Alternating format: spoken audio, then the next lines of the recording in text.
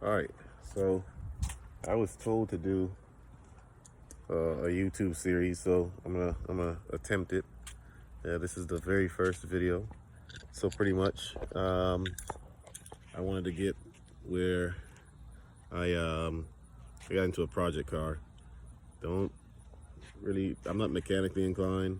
Well, I know a little bit about cars, but I'm not the person to get up under a hood of a vehicle and do anything. But I've been told it's not as hard as it is, so I figured why not? I'll just buy a car of some sort and try to figure it out.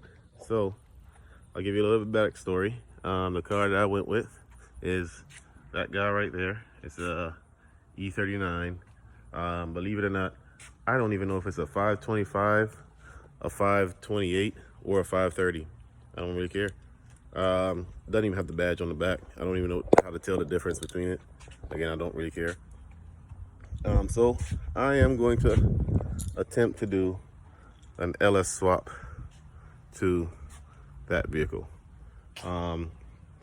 Backstory on the dang car. It turns on perfectly fine. Actually, you know what? Let's go in there. It turns on fine. The car does overheat.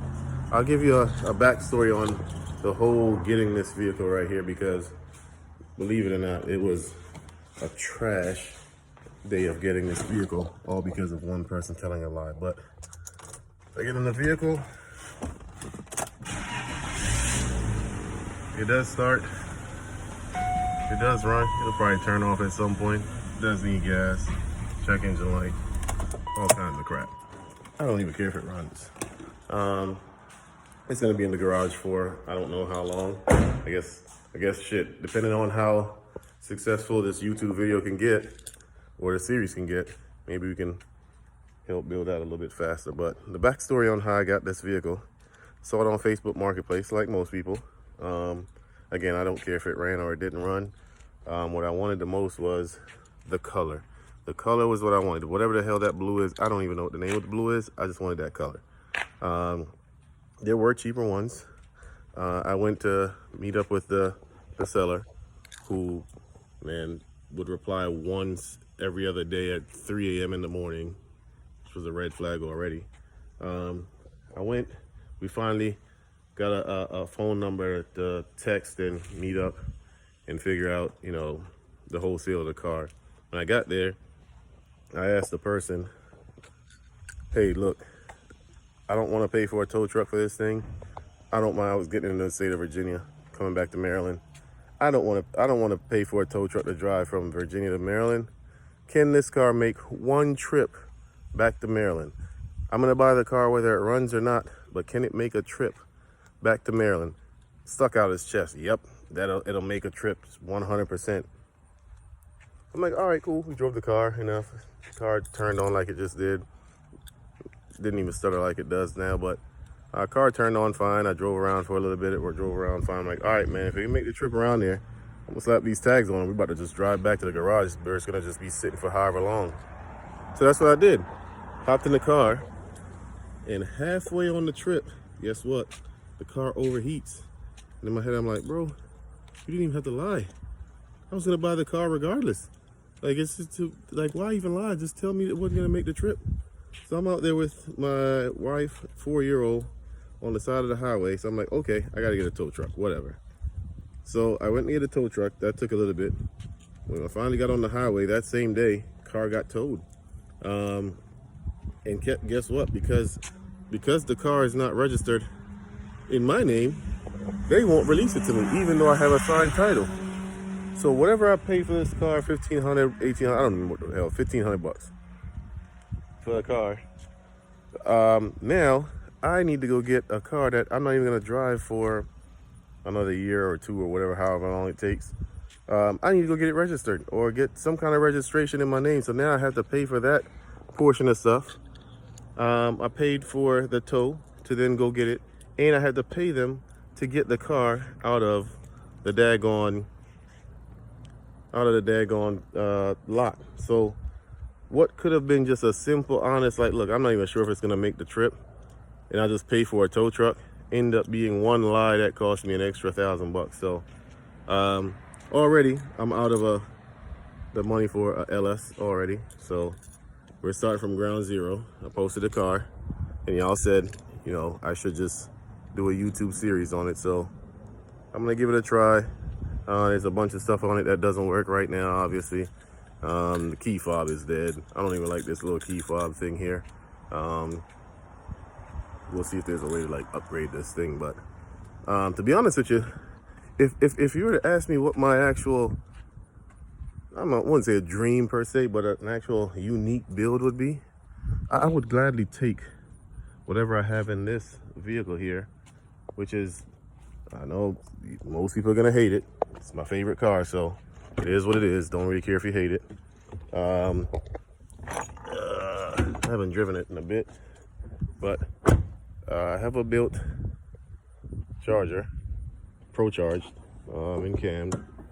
I wouldn't mind taking this, right, all of it, and putting it in, it's even pollen all over the damn thing, and putting it in that car. Like, just take this out, built as it is, and putting it in that car.